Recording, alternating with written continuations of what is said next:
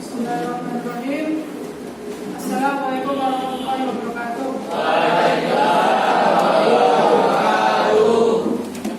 Selamat pagi, salam sejahtera bagi kita semua. Sebelum memulai kegiatan pembelajaran hari ini, alangkah lebih baiknya kita berdoa sesuai dengan keyakinan masing-masing. Berdoa, silakan.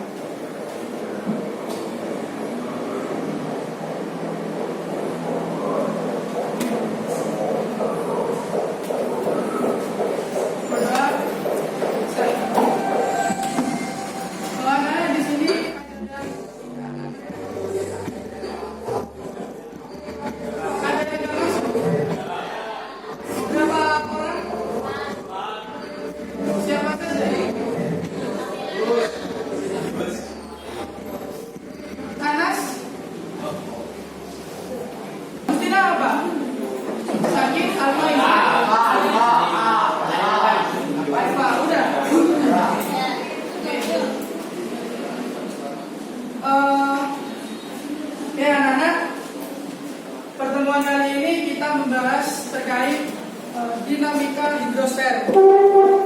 Sebelum Bapak memulai materi hari ini, pasti kalian tidak asing yang namanya hidro itu apa? Air. Apa? Air ya?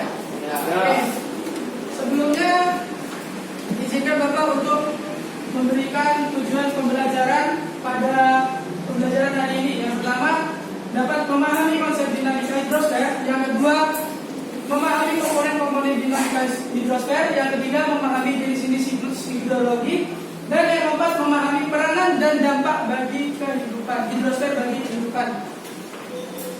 Nah, mungkin tadi apa itu hidrosfer? Air saja. Mungkin yang kalian ketahui hidrosfer itu, hidro adalah air. Namun hidrosfer sendiri bisa diartikan sebagai lapisan air yang berada di permukaan bumi. Nah, kalian pasti pernah melihat global kan? Kalian pernah mempresentasikan antara air dengan daratan, itu lebih banyak mana? Air. Ya benar. 70% air, 70% bumi kita adalah perairan, di mana didominasi oleh air laut 97,5% dan sisanya 2,5% air tawar. Nah, jumlah air di bumi itu tetap karena mengalami siklus air atau siklus hidrologi. Nah, di sini jika kita bisa ambil siklus itu apa sih? Ya benar. Siklus itu perputaran hidrologi atau perputaran air.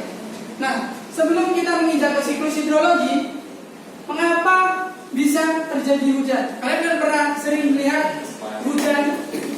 Apakah pertanyaan kalian masih di dalam pikirannya? Apakah di langit itu ada perairan? Ya bukan? Ya. Nah, mungkin ada salah satu siswa yang bisa menjelaskan kenapa kok terjadi hujan? Secara pemahaman kalian saja. Iya, kenapa? Oh, uap. Ini yang dipertanyakan adalah kenapa terjadi hujan? Bisa terjadi hujan? Karena apa? Angkat tangan.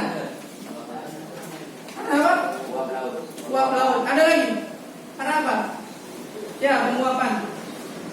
Oke. Terjadi hujan karena termasuk dari salah satu dari siklus hidrologi, di mana siklus hidrologi sendiri merupakan perputaran air secara terus-menerus dari bumi ke atmosfer lalu kembali lagi ke bumi secara terus-menerus itu. Nah, adapun dari komponen siklus hidrologi kalian bisa lihat di sini. Yang pertama ada evaporasi, yaitu penguapan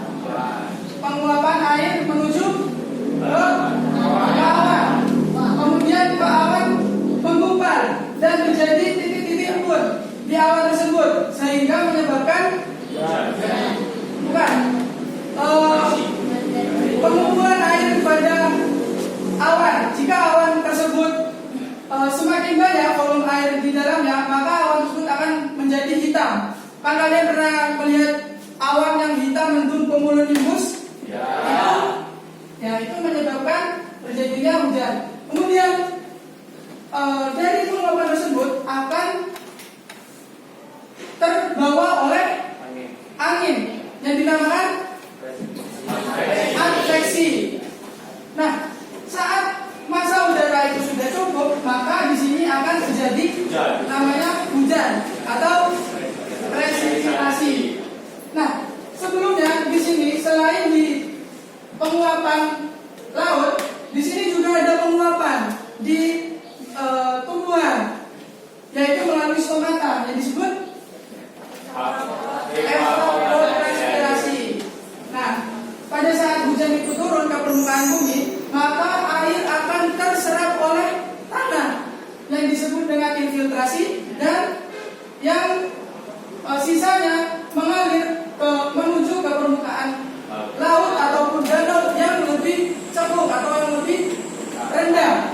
Itu disebut dengan nah, dari sini ada yang ditanyakan. Ada yang ditanyakan? Aman, paham? Oke. Nah, dari sini ada beberapa jenis dari siklus hidrologi. Apa saja sebelumnya? Siklus pendek, siklus sedang, siklus panjang. Benar. Apa yang membedakan kira-kira?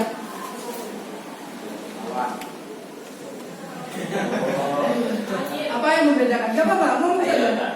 Air. Apa air yang beda? Diuapain. Yang membedakan itu tempat terjadinya hujan. Nah, kita bisa lihat jika siklus pendek itu terjadi pada hanya satu daerah saja di perairan, tidak sampai ke permukaan atau ke daratan. Jadi terjadi penguapan, kemudian terjadi presipitasi atau hujan di daerah perairan saja. Kemudian di sini ada siklus sedang. Nah, yang membedakan di sini siklus sedang itu komponennya hampir lengkap, di mana penguapan dari air laut atau dari tumbuhan itu terangkut dari awan menuju ke daratan oleh apa ini? Oleh angin yang disebut adveksi. Kemudian mengalami presipitasi, dan juga saat turun ke tanah itu disebut infiltrasi. Dan jika mengalir ke laut atau ke cekungan atau ke danau atau ke rawa disebut runoff. Oke. Kemudian siklus panjang hampir sama dengan siklus sedang. Yang membedakan apa coba? Terjadi di pegunungan. Terus ada lagi.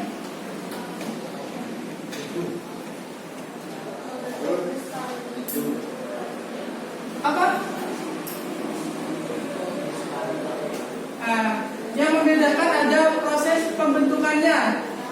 Di sini penguapan kemudian diangkut oleh angin menuju dataran atau daratan yang lebih tinggi dengan tekanan udara rendah apa? Tinggi. Siapa yang jawab tinggi? Yang jawab rendah. Benar? Rendah? Siapa? Rendah? Jawabannya rendah. Nah, ketika air, titik-titik air yang terkondensasi itu terjadi tekanan rendah, maka itu akan membeku. Kemudian terjadilah itu salju dan juga gletser. Gletser itu kumpulan dari salju tersebut ya, yang ada di seperti di Gunung Himalaya, Ya, average seperti itu. Dari siklus, 3 siklus ini ada yang ditanyakan. Sudah paham semua? Beneran? Sudah paham? Oke, lanjut. Nah, di sini apa saja sih peranan air bagi kehidupan manusia? Mandi, Minum, mandi. Kebutuhan sehari-hari. Ya, kebutuhan sehari-hari itu apa? Konsumsi. Makan air. Apa? Ya, apa? Menyiram tanaman. Terus mandi. Ya, itu jawaban kalian benar semua. Yang pertama untuk minum, mandi, kemudian memasak dan mencuci. Sudah kan? Ya, irigasi. Petani perlu kan? Perlu air. Nah, kemudian juga buat tambak atau ikan. Kemudian apa ya? Ya. Kemudian jalur transportasi. Nah, namun di sini ada permasalahan di mana manusia itu dapat mengganggu yang namanya siklus air. Nah, itu bisa kalian lihat apa saja itu. Yang pertama itu apa? Yang pertama pembangunan rumah atau alih fungsi lahan. Yang kedua, ya benar, pembangunan yang semakin padat. Kemudian yang terakhir itu apa? Limbah pabrik. Ya, benar.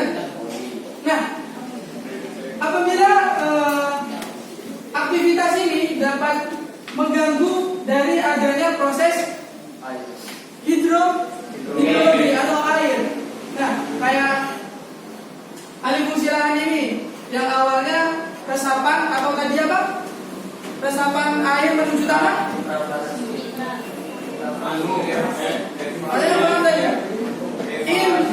Infiltrasi. Jadi terhambat. Hal tersebut menyebabkan apa?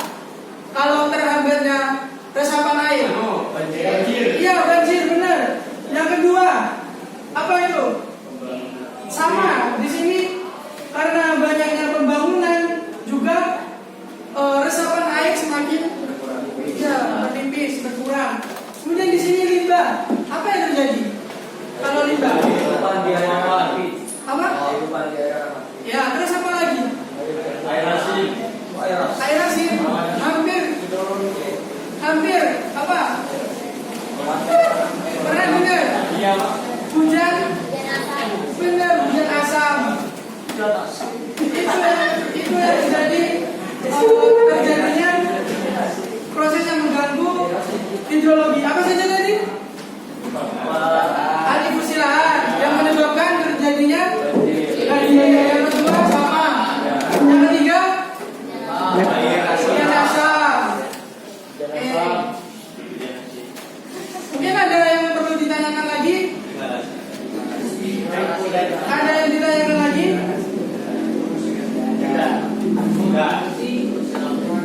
Oke, kalau cukup, coba kasih LKPD kalian membentuk masing-masing 6 kelompok. Jumlahnya berapa? Oh, ininya satu kelompok itu ada 6. 6 anggota. Jadi sebelumnya kalian bisa bentuk kelompok kalian masing-masing.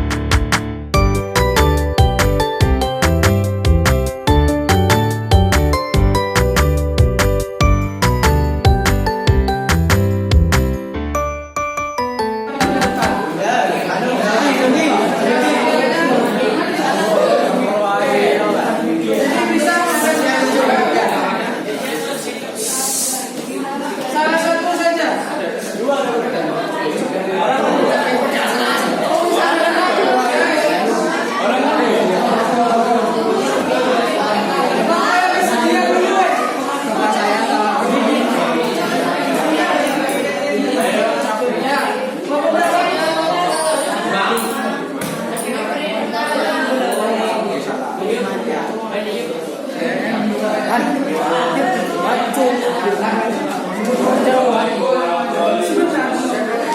Waalaikumsalam. Jadi setiap kelompok itu bertanya satu pertanyaan kepada temannya. Bisa dimulai ya?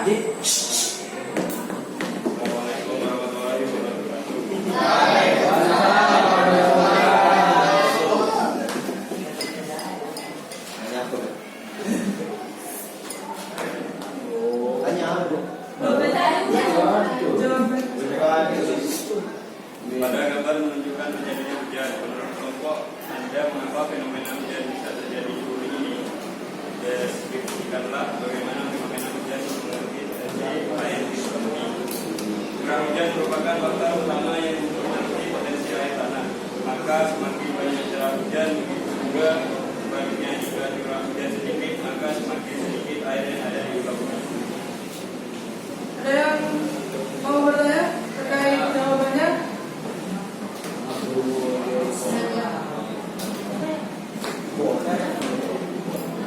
Jawab, tanya. Jawab.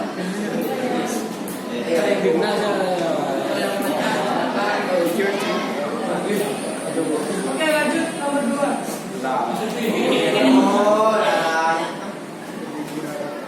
Tanya berdua. Gambar di kami komponen siklus biologi pada kolom gambar dan jelaskan definisi peran komponen tersebut. 1.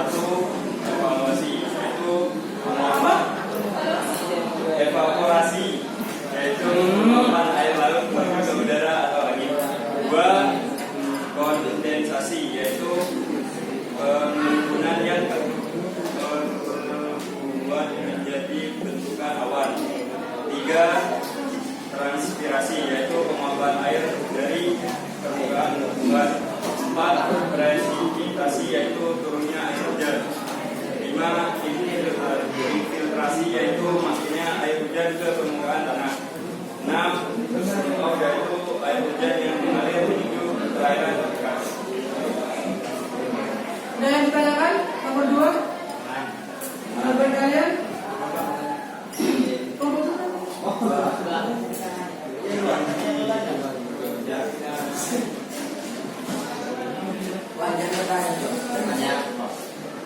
2 ada yang beda jawabannya? Lanjut. Kita lanjut ya. Yang nomor 3 ya. Setelah membaca artikel tersebut, menurut kelompok kalian apa yang menyebabkan terjadi peristiwa tersebut? Bagaimana solusi yang tepat untuk mengatasi permasalahan tersebut? Yaitu dengan cara pemberitahuan kepada masyarakat Jember untuk membuang sampah di tempatnya agar irigasi berjalan dengan lancar. Banjir yang terjadi di Jember disebabkan oleh penumpukan sampah di irigasi.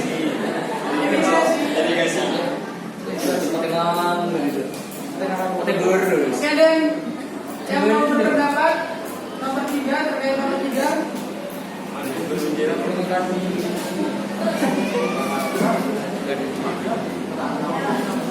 Ya.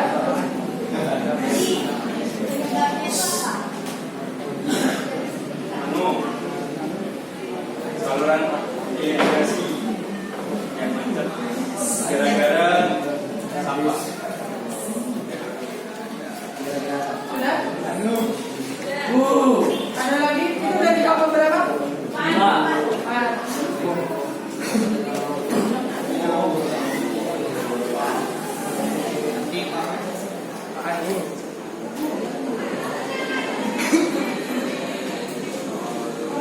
Sudah cukup. Selanjutnya. Oh iya. Jangan deh. Yang ini bisa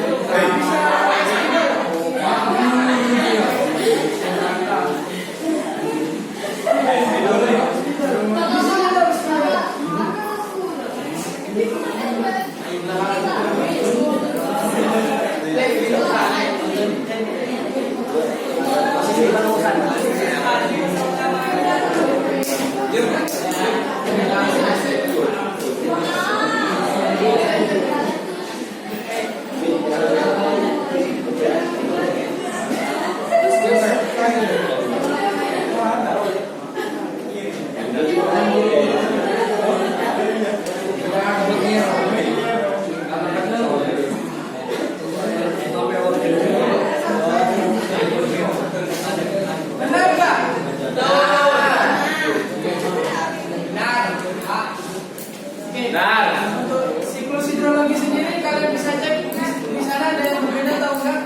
Dan nomor 4, benar semua ya jadi.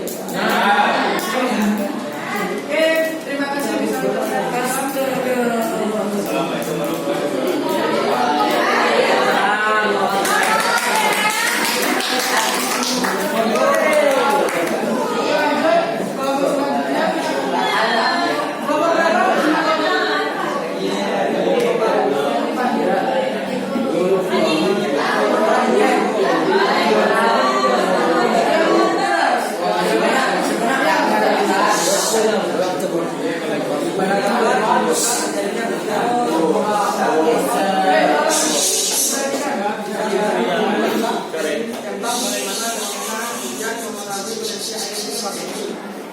Karena terjadi air meluap dari permukaan bumi naik menjadi uap lalu mendinginkan tersebut menjadi awan. Ketika butiran air di awan cukup besar, mereka jatuh sebagai hujan. Hujan berarti karena mengisi sumber air seperti sungai, danau dan tanah mendukung kehidupan tumbuhan dan hewan serta mereka sumber listrik dan air. Gimana? Dari kelompok lain ada yang beda berpendapat? Untuk nomor 1 ada yang perlu ditanyakan? Lanjut.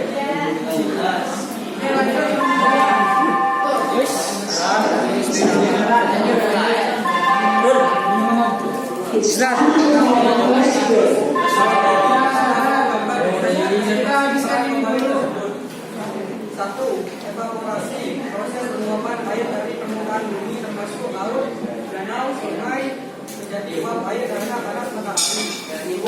Kondisi, proses kondensasi, penguapan uap air menjadi aliran air yang mengira uap awan. 3. Transpirasi, evaporasi, proses penguapan air dari permukaan transfer. 4.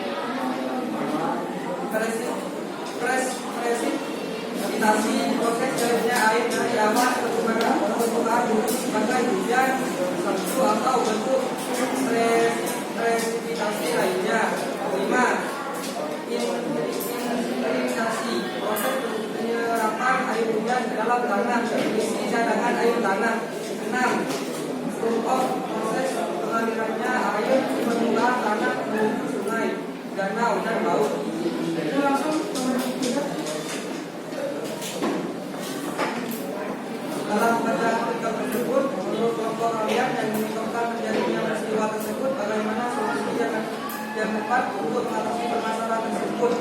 Karena gorong-gorong atau saluran air di dalam tak mampu menampung debit air, juga ada saluran yang tersumbat sehingga aliran air tidak lancar. Solusi: meningkatkan kapasitas saluran air, membuat daerah resapan air lebih banyak. Oke, terima kasih. Ada yang ditanyakan lagi? Ada. Oke, karena waktunya juga sudah cukup, mungkin bisa ditanyakan. Saya akhiri. Assalamualaikum warahmatullahi wabarakatuh. Oke, pada pembelajaran hari ini apa yang kalian dapat? Siklus air. Hidrosfer. Terus terjadinya hujan atau siklus hidrologi. Terus jenis-jenis hidrologi. Kemudian peranan atau manfaat dari hidrosfer tersebut. Jadi sudah paham kan kalian apa itu atmosfer, hidrosfer, kemudian siklus-siklusnya seperti apa, peranannya bagi kehidupan itu apa, dan juga kerusakan dari aktivitas manusia itu seperti apa yang dapat merusak atau mengganggu adanya proses siklus hidrologi, hidrosfer, ya benar. Jadi perlu kalian ketahui, air, volume air itu tetap, yang berubah hanya bentuk dari air tersebut, seperti es gas atau juga air itu. Jadi macam-macam air itu akan ada 3, gas, padat, sama cair. Jadi seperti itu. Oke, terima kasih untuk waktunya.